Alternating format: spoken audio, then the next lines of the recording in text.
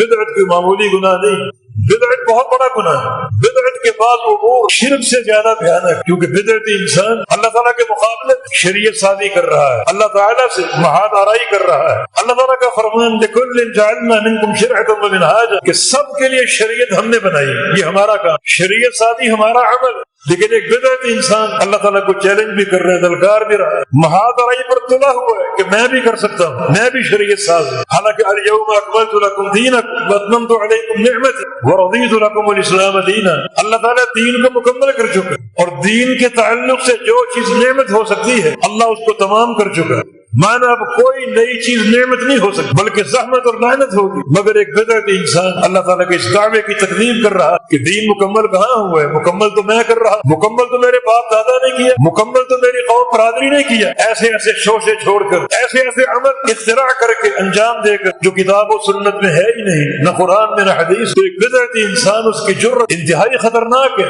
اللہ تعالیٰ سے محاذرائی کر کہ میں بھی شریعت ساز ہوں، اللہ تعالیٰ کے دعوے کو جھٹلانا کہ ہم نے دین مکمل کر دیا۔ یہ کہتا ہے مکمل کہاں ہوا، مکمل تو ہم کر رہے ہیں، فلاں کمی تھی، فلاں نقص تھا، فلاں اس میں کوتاہی تھی، ہم اس کو ظاہر کر رہے ہیں یہ نیا اعمال اختراع کر کے۔ تو بہت بھیانک قسم کی جرت ہے یہ بدعتی انسان کی کہ وہ شریعت جہاں پر بعد کا چھوٹے گناہ، زبان کی ہلکے سے بول، حقوق العباد میں ذرا سی کوتاہی بندے کے لیے عذاب علیم کا موجب بن سکتی ہے، تو وہاں یہ بڑے بڑے بھاری بھرکم گناہ جن کو بدعت کہا جاتا ہے، جو کتاب و سنت سے ثابت نہیں، جو اللہ تعالیٰ کے مقابلے میں محاد آرائی کے موجب، اور جو اتنا خطرناک گناہ کہ اللہ تعالیٰ کے تکمیل دین کے دعوے کو جھٹلا رہا اور صحابہ کی عظمت کو خاک میں ملانے کی ایک کوشش ہے۔ اللہ تعالیٰ نے صحابہ پر دین کو مکمل کیا، جو کہ صحابہ کے قوی ایمان کی علامت، صحابہ کے مضبوط ایمان کی علامت، کیونکہ دین کا مکمل ہونا یہ صحابہ کے فضائل کا ایک حصہ ہے۔ ایک وقت وہ تھا جب دین کیا تھا، قولوا لا الہ الا اللہ، بس کلمہ پڑھ لو، یہی پورا دین، نہ نماز تھی، نہ روزہ تھا، نہ حج، نہ عمرہ، نہ جہاد، نہ زکوٰۃ، کوئی عمل نہیں تھا، کلمہ پڑھ لو۔ جب کلمہ لوگ پڑھیں گے تو اگلا حکم آئے گا۔ صحابہ نے دل و جان سے پڑھا اور پورے ادراک اور فہم کے ساتھ پڑھا، دل کی گہرائیوں کے ساتھ پڑھا، پھر آہستہ آہستہ عمل بھی شروع ہو گئے۔ نماز پڑھو، صحابہ نے نماز پڑھی،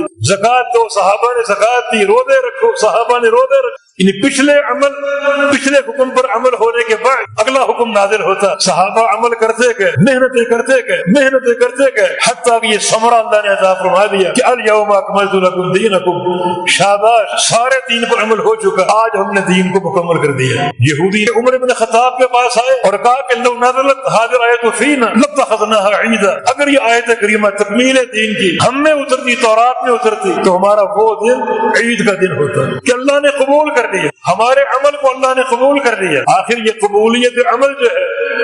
یہی تو بنیاد بنتی ہے اگلے احکام کے نزول۔ اگر پہلی بات ہی مکمل نہ ہو اور پہلی بات ہی نہ مانی جائے، اگلا حکم آتا، لیکن احکام کا تسلسل سے آنا اور 23 سال تک اللہ کی وحی کا نزول، یہ صحابہ کے مناقب اور فضائل کا ایک ایسا حصہ ہے کہ تاریخ میں اس کی مثال نہیں ملتی۔ اللہ راضی ہو گیا، اللہ نے قبول کر، پچھلا حکم اپنا لیا گیا، قبول ہو گیا، اب اگلا حکم آ گیا، وہ اپنا لیا گیا، قبول ہو گیا، اس کے بعد کا حکم آ گیا، اور چلتے چلتے الیوم اکملت لکم دینکم کہ آج ہم نے دین مکمل کر دیا۔